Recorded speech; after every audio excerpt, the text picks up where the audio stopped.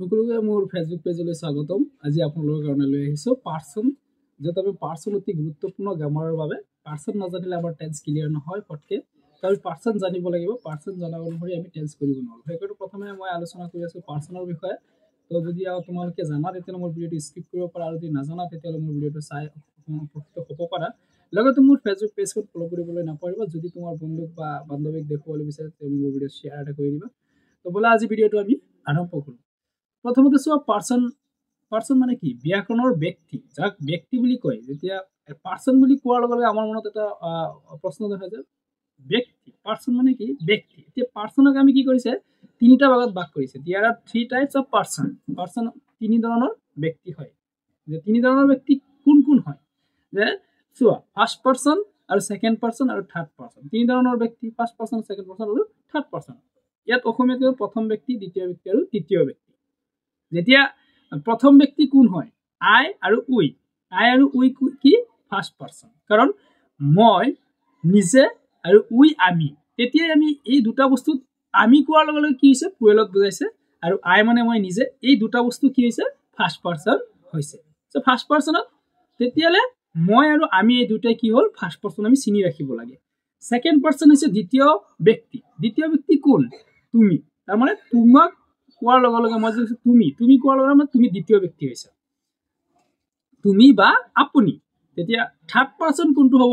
Third person মই first person, তুমি second person যদি হোৱা, তেতিয়া থাৰ্ড পাৰ্চন কোন হ'ব? থাৰ্ড পাৰ্চন মানে হি হ'ব। মানে বেলেগ আন এজন ব্যক্তি, তৃতীয় ব্যক্তি, সেইজন ব্যক্তি কি হ'ব? থাৰ্ড পাৰ্চন হ'ব।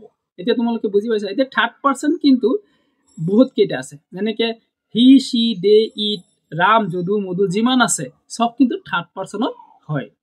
এতিয়া তোমালোকে গম পাইছা যে ফাৰ্ষ্ট পাৰ্চন আৰু ছেকেণ্ড পাৰ্চন আৰু থাৰ্ড পাৰ্চন ক্লিয়াৰ হৈছে তোমালোকৰ ব্ৰেইনটোত। এতিয়া তোমালোকে এক্সাম্পল হিচাপে এটা বাক্য চোৱাচোন। ফাৰ্ষ্ট পাৰ্চনত কি কৰিছে? প্ৰথম ব্যক্তিয়ে কি কৈছে? আই গো টু স্কুল, মানে মই নিজে কামটো কৰিছোঁ। তো নিজে মই স্কুললৈ যাওঁ, যেতিয়া গৈছোঁ তেতিয়া মই নিজেহে কৈছোঁ কামটো। সেইকাৰণে মই কি হৈছোঁ ইয়াত? ফাৰ্ষ্ট পাৰ্চন, মানে প্ৰথম ব্যক্তি হৈছোঁ। তাৰপিছত তুমি চোৱা, ছেকেণ্ড পাৰ্চন কৈছে ইউ আৰ মাই ফ্ৰেণ্ড, তুমি মোৰ বন্ধু। তেতিয়া তুমি মোৰ বন্ধু কোৱাৰ লগে তোমাৰ কথাটো কোৱা হৈছে। সেইকাৰণে তুমি কি হ'বা? ছেকেণ্ড পাৰ্চন হৈছা। মই আগতেই কৈ দিছোঁ। তাৰপিছত থাৰ্ড পাৰ্চন চোৱা, তৃতীয় ব্যক্তি কোন হয়?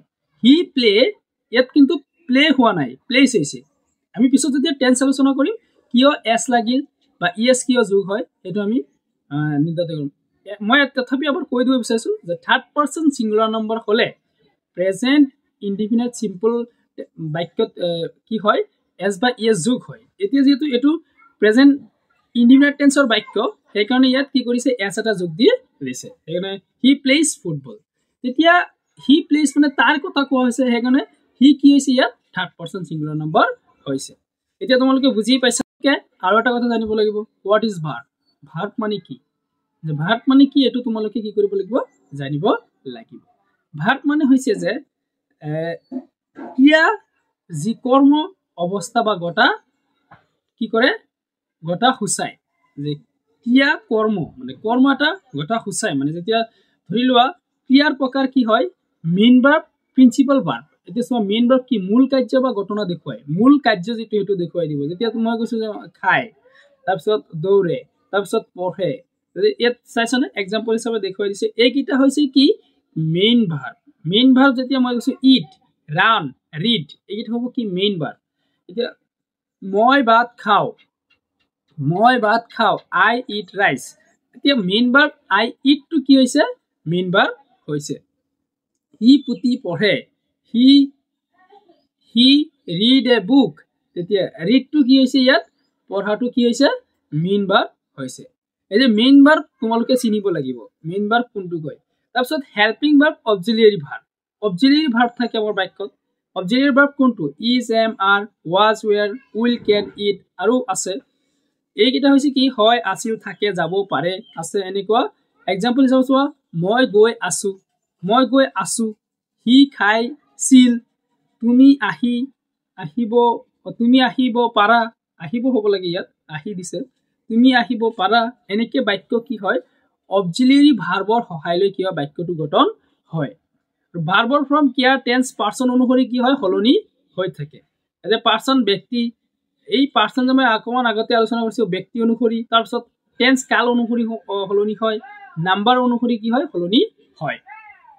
নাম্বাৰ মানে বচন, এক বচন আৰু বহু বচন। ইয়াত তোমালোকে ক্ৰিয়া আৰু কাল ইয়াত চোৱা, ইয়াত আমি এইকেইটা পিছত আলোচনা কৰিম। টেন্সত যেতিয়া আহিম তেতিয়া আমি আলোচনা কৰিম।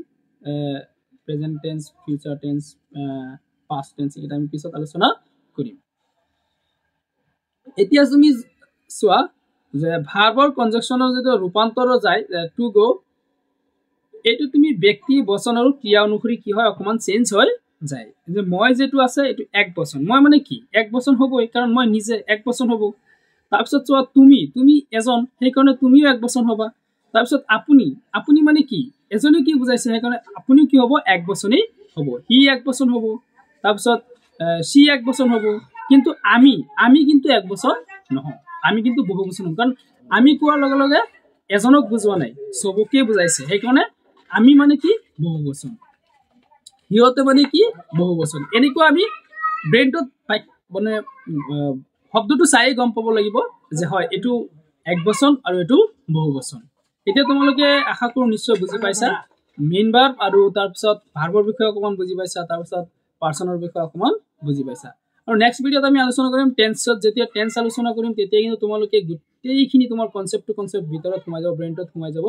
জাষ্ট খালি তোমালোকে মোৰ পেজটো ফ'ল' কৰি ৰাখিব লাগে আৰু মোৰ ভিডিঅ'টো শ্বেয়াৰ কৰিব লাগে, যাতে তোমালোকৰ থ্ৰু আমি ধুনীয়াকৈ ভিডিঅ' কণ্টেণ্ট বনাব পাৰোঁ। তোমালোকৰ এটা কমেণ্টে মই জনাই দিব যে হয় মানুহজনৰ ভাল লাগিছে ভিডিঅ'টো চাই, কিন্তু কমেণ্ট এটা কৰিব নাপাহৰিবা, লগতে এটা লাইক আৰু মোৰ পেজটো ফ'ল' কৰিবলৈ নাপাহৰিবা। ধন্যবাদ। নেক্সট ভিডিঅ'ত আৰু আলোচনা কৰিম, আৰু টেন্সৰ বিষয়ে আলোচনা কৰিম, ভইচৰ বিষয়ে আলোচনা কৰিম। ইয়াত আৰু আলোচনা হৈয়ে থাকিব। তো ব'লা আজি ইমানেই, আকৌ লগ হ'ব নতুন এটা